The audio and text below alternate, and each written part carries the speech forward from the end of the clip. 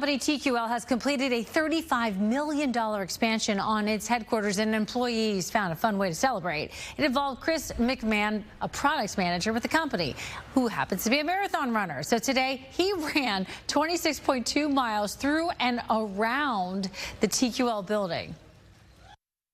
We have this beautiful running track that goes around the building, and thought, well, why not just use it to its fullest extent, do a marathon, finish as our patio party is beginning, just to kind of put an exclamation mark on the expansion.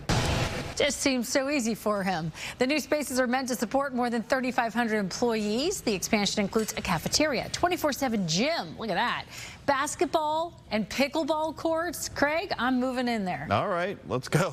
Today TQL is showing off its new headquarters after a $35 million expansion project.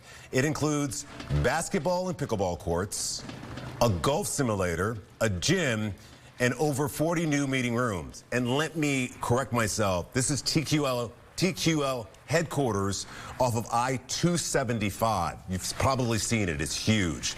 To celebrate the project being finished, an employee ran a full marathon through the building and around campus.